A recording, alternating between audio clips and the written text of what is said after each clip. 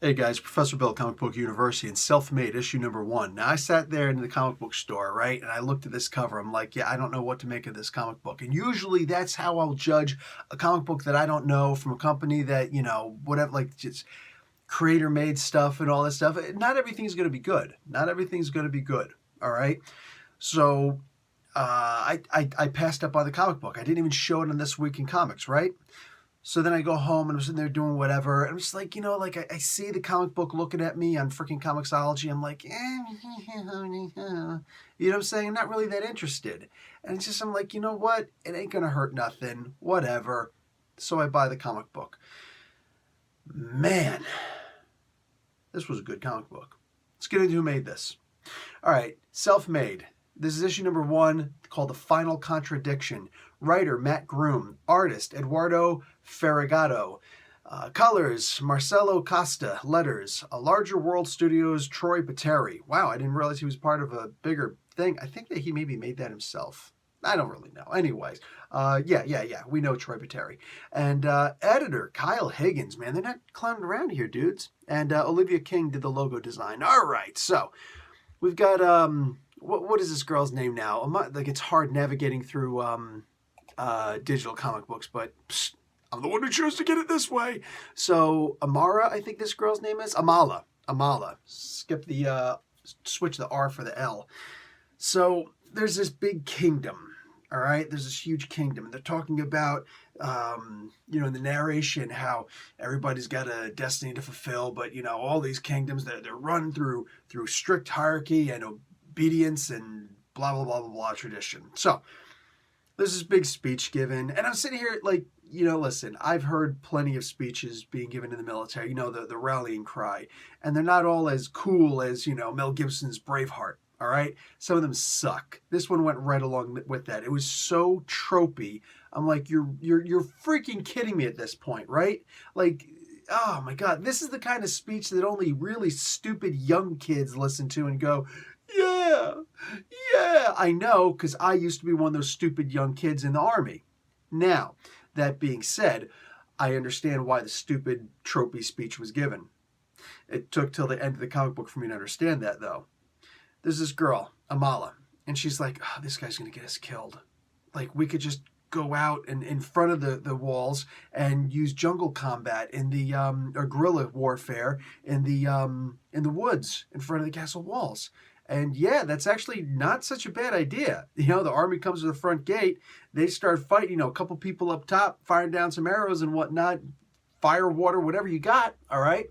And then all of a sudden, boom, from behind, start killing these people up. I mean, that's what I'm talking about, slice them, dice them, all that.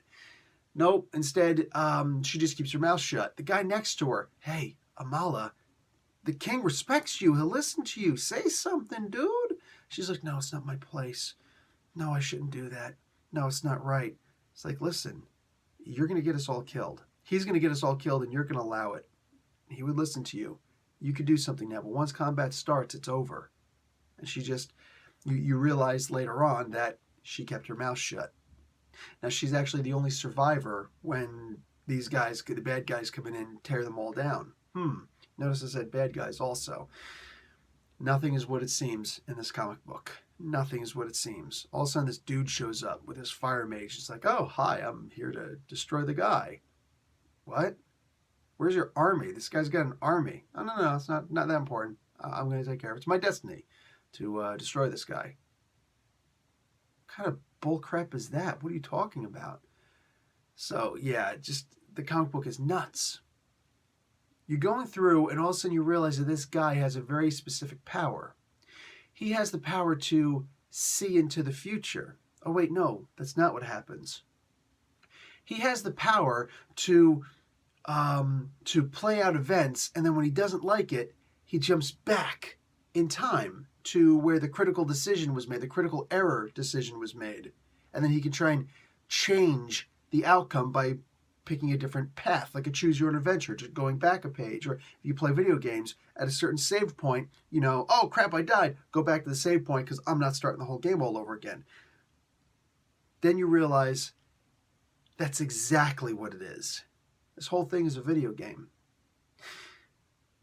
But it's better than that because one of the characters is an anomaly. She's Neo, all right? Amala, she's basically Neo. She's destined for bigger things. Her code is written differently, all right? It's almost like she's another player. This is an insanely great concept, all right? You're reading this comic book, dude. This is like what if Alfred Hitchcock were to write amazing science fiction, fantasy, sci-fi, whatever, all right? If he stopped doing murder mysteries and instead realized, you know what? Let me try and do a superhero comic or something along those lines.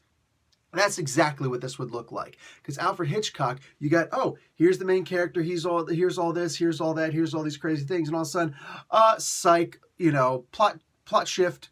You know what I'm saying? I'm completely flipping the script on you. This is how it's going to go instead.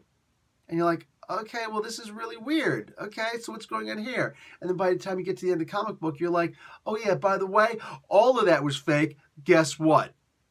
Oh my God. So this comic book did not give you a chance to rest.